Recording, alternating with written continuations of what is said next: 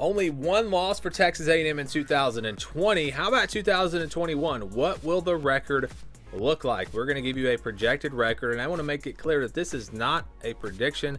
This is not an official prediction or anything like that. This is simply looking at the schedule, putting a percentage on each game, and then just kind of averaging it out to see what the projection would be if the favorites win and the games that should be close kind of split. So that's what we're doing here. And with Texas A&M now 9-1 last year, like I said, it's going to be tough. I think it's going to be tough for them to duplicate that with this schedule.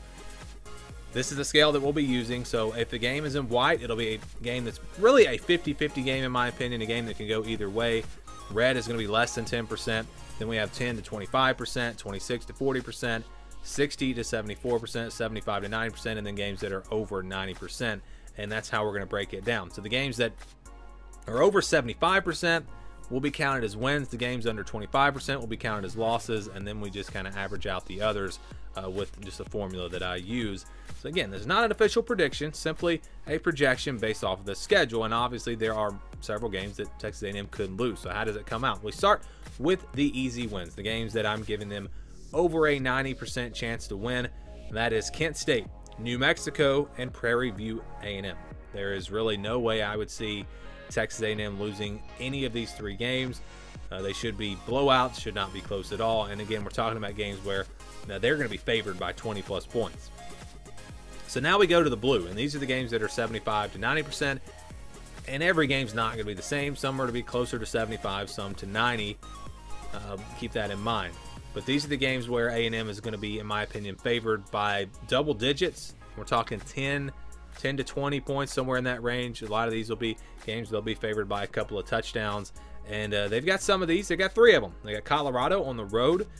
I think that one is comfortably going to go in A&M's favor as far as the spread. I think they'll be favored by double digits. And it's an early season game. It's on the road. There are some question marks for both teams, so we really don't know for sure how it's going to go, especially this early. You know, we're in February, but I think it's a game where A&M is going to be favored and they should win. Mississippi State is another game. They made some strides last year in certain areas, but still they're a long ways away from competing with the top teams in the SEC, in my opinion. Maybe I'm wrong. Maybe Mike Leach turns it around this year now that he'll have some of his guys. But I think A&M should be able to take care of this one. I think they'll be favored by double digits. Same thing with South Carolina. I'd be very surprised if A&M lost this game at home. Again, Mississippi State and South Carolina, both home games for them. It would be a huge surprise if A&M were to lose either one of those games. So right out of the bat, we got 6 games that should be wins for A&M. It would be a big surprise if they were to lose any of these games. And that means we're already talking about really worst case for A&M is 6 wins. They should absolutely win these 6 games. So they would have to have a disaster, a meltdown in the other 6 games to finish 6-6. But even if that happened, this is still a bowl team. So A&M is going to be, they're not going to be a bad team, that's for sure. So let's go to the next games. This is going to be the 60 to 74% games. And I got 4 of these here. I've got Arkansas. Really all 4 of these are going to be closer to 60% than they are 74%. But I do think A&M will be favored. And when we talk about what Vegas would do with these types of games, these are games where I think A&M is going to be favored by 6, 7, 8, 9 points, somewhere in there. Arkansas should be a close game. I could see the spread being lower just because of the games in the past and how close they have been. But I don't think it's quite a 50-50 game. I still think A&M is clearly the better team, not by a wide margin, but when you compare these two teams, I think they are the better team. And so it's a game that they should win, but absolutely they could lose. And same thing with Missouri. I think A&M is the better team. They will be the better team, but it will be a tough game, and it will be on the road, and that's a tricky one there right after playing Alabama as well. Auburn, I know Auburn has played, like I said, has played A&M really well on the road, but still when you just compare these two teams and the new coach at Auburn, we don't know how they're going to look. I think A&M will be favored, but again, this is one that's closer to 60%. Same thing with Ole Miss. Lane Kiffin has done a nice job there already. We know they're going to have an explosive offense. This will be a tough matchup for A&M, but I think they'll be up for this task. I'm not saying that I would pick A&M, but when we're talking about just the percentages here, I think that would go in favor of Texas A&M. And like I said, this is not an official prediction. Some of these games that I'm putting A&M as a favorite, I may pick them to lose. When it comes down to my predictions, I may not pick them to win these games. But I just think that's the perception, and that's just kind of what what we're looking at here early, this far away from the season. And a lot of things will change throughout the rest of the offseason. The transfer portal is still full of players. So these 4 games, I think A&M will be favored, but it's not going to be by a whole lot.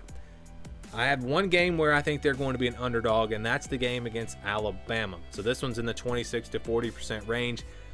It's not a game that A&M has no chance in. They'll have a chance. They're playing them at home. Alabama has a lot of new faces, just like A&M has a lot of new guys on the offensive line. Kellermond is gone. But I still think Alabama will be favored. You just go back to last year and you look at that game and how easily the Crimson Tide won. It's hard to imagine Vegas favoring Texas A&M in this matchup. Now, obviously, things will change as we get into the season. A&M might be on a roll. They might be killing everybody. Alabama may have already lost the game, and that could change things. But looking at it early in the season, if Vegas was going to pick a spread here at this point, I think they would favor Alabama. Not by a ton, by 6-7 points, but it's still enough to put this one in the yellow. And so I think, again, Alabama will be favored in that game. And then we have one 50-50 game, and that's LSU. This is the one game that I don't think there is going to be a clear favorite in. It's on the road. That would make me think maybe LSU will be a slight favorite. But if I think the spread would be 3 or 4 points or less than that, then this is a game that I'm going to put in the white here. This is going to be a 50-50 game. And I absolutely think that this is a 50-50 game. It's one that could go either way. Again, if it's a night game in Death Valley, it's going to be very tough for Texas A&M. But it's going to be a close game. I think it's one that could go either way, absolutely. And so when you look at that one, that could be the swing game.